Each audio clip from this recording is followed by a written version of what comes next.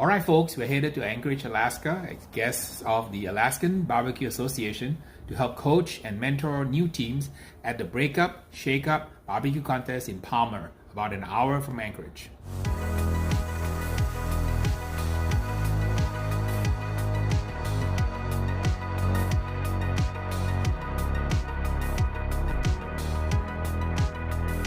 How you doing? I'm Mike Bowles, president of the Alaska BBQ Association.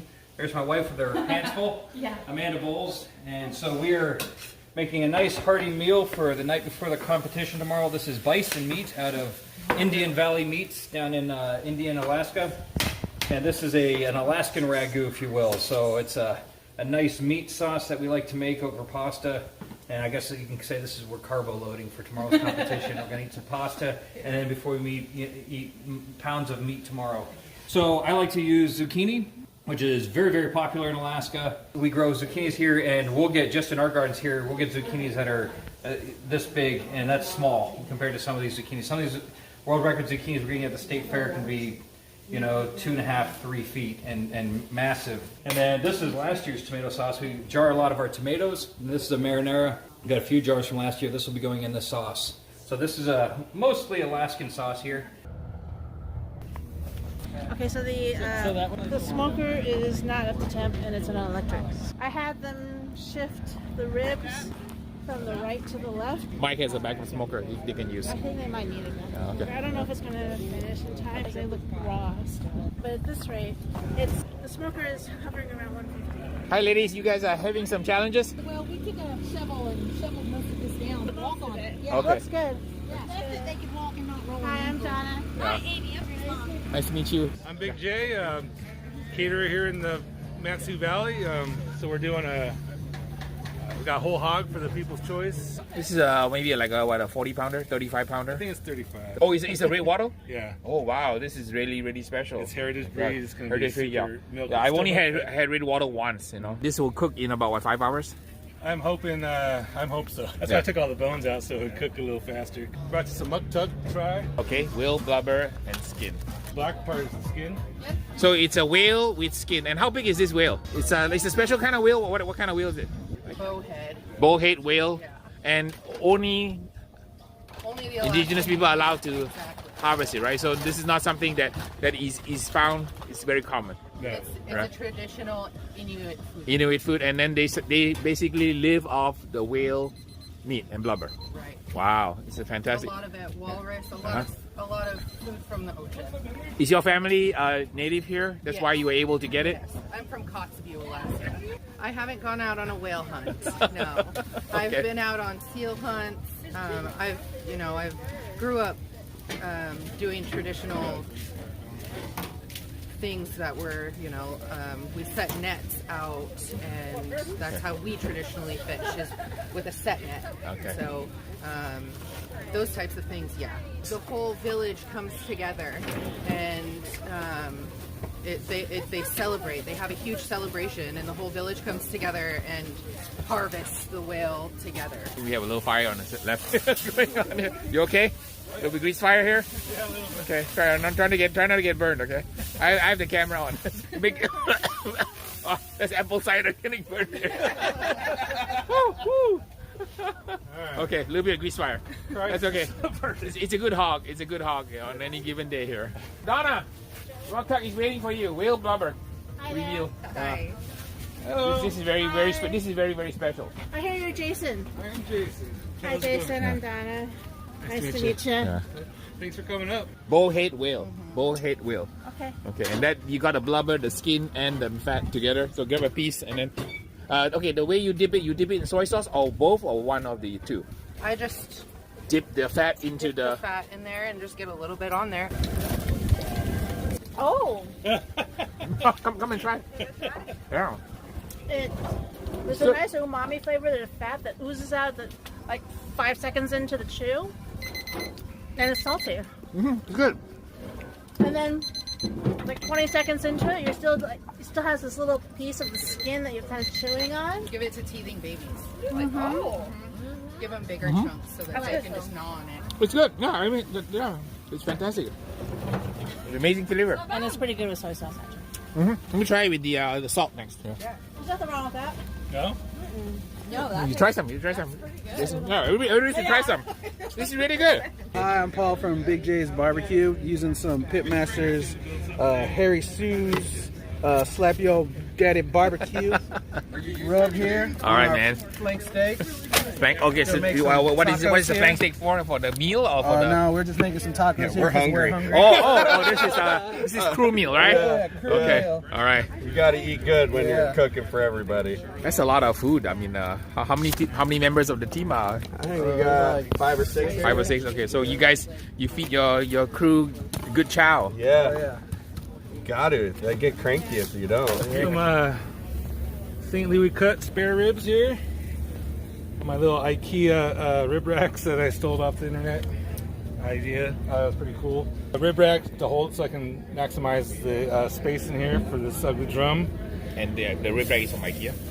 Yeah, they're for dishes, actually, to hold your dishes up and stuff like that.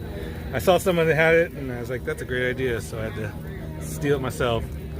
All right, so folks, you got a tip here from Jason, and he's using IKEA clothing rack or something, right? It's like a dish rack. Dish rack. Yeah. IKEA dish rack used as a rib rack. Yep. Save yourself a few bucks, right? How much are they? Like $11. They're not expensive at all. Best $11 collapsible accordion rib rack. Can bring it on an airplane. If you're like me, you compete from using Southwest Airlines. You can bring your little IKEA device and make your own rib rack. Works like a charm, right? It works awesome. Yeah. Hanging my chicken right now, getting them ready, cook them at 320. These are just the chicken legs. I've got them rubbed on the inside and outside. I was gonna slow roast them, so a little high heat slow roast. And it's got your secret brine and secret rubs. Yes, sir. All right, a little KC style. The chicken's KC style, and the ribs are Memphis style. Okay, well you got them all covered. It's beautiful. This is a nice rack. Is that something you made or you bought it? I bought both of them. They're actually 2 different companies, and I combined them together. Wow, so you made your own little Frankenstein Yes, sir, rack. so I could get some more in there. Wow, amazing. And then they cook at 2 different temperatures. You're about 30 degrees higher up here than down here. So which one's better? I'm going to flip them around. So about every time I go to spray them and hose them down, I'm going to flip them around and then drop them. Wow, excellent. And try to get a good, nice, even... Welcome to Happy Bison Barbecue. So what you have is a southwestern style version of Alaska on a plate here. So I use root beer, Bleeding Heart Brewery's root beer, and what you have is a root beer chocolate, southwestern style root beer chocolate sauce on the bottom. I make it with our own Chipotle mustard rub. If you've ever had a rub before, it's got chocolate, cinnamon, onion, garlic, oregano, some other spices. And this is a Alaskan filet mignon, Alaskan spotted shrimp, pickled beets, Alaskan from Bruce Bush. Ribs are very good. Yes, thank you. Is that a special sauce that you guys made it? Yes, we just made it. It's kind of like a Hawaiian themed flavor. It's pretty good. It has the root beer in it. Actually, it's like our main component to most of the food we've made tonight. We put it on top of our burgers as well, and I believe we also put it on top of our pulled pork. Wow, fantastic! Look at that gorgeous color. All right, panko chicken on this side. Looks delish. So we injected the chicken thighs with pineapple juice, and we're peeling the skin back and dipping it into the panko bread batter, and then dipping the bottom and the bottom pieces of the skin and the top piece of the skin in the panko. Wow. And then wrapping it and putting it into the pan. So much creativity. Fantastic. You guys are fantastic. Thank you. You guys had some good food? Oh, man. I had some of the best cheese sauce today, which I didn't expect to have at a barbecue competition. Wow. The Okay. cheese fondue was amazing. I literally... Oh, man. What's sad is everything I tried after that, I was like, man, that'd be really good. So as a tip to prevent the parsley from falling onto the lid, you get a piece of napkin and you spray water on it, and then you drape that wet towel on the lid so that nothing falls on the lid. Okay? Yeah. So just a little tip there. Then what happens is you put extra parsley onto that wet napkin, so that you can fill in the blanks on the ribs or the entry. And then when you're done, you just lift the entire towel out and everything comes out. So there's no dress. So the small things like that matter a lot. I'm a one-man team, so I don't have a whole posse here to do everything. You got to do everything yourself. We are the current board for the Alaska Barbecue Association. This is the second annual Breakup Shakeup. So this is a lot bigger and a lot better. We want to grow, and we want this to be a large, maybe eventually our own sanctioning body type thing. Second place, Chef's Choice, 40 below barbecue. Nice.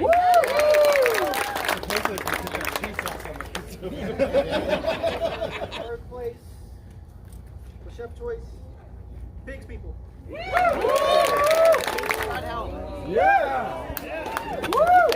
Nice.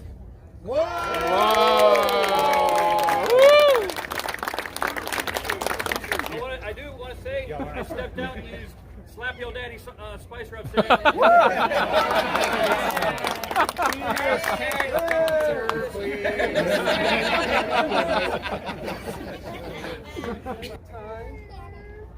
40 below, second place. Nice. Winner. Gave you a hard time today. BBQ meats.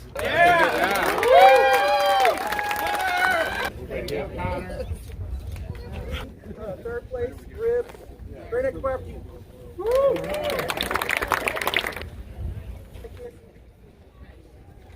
For ribs is Holy Trinity.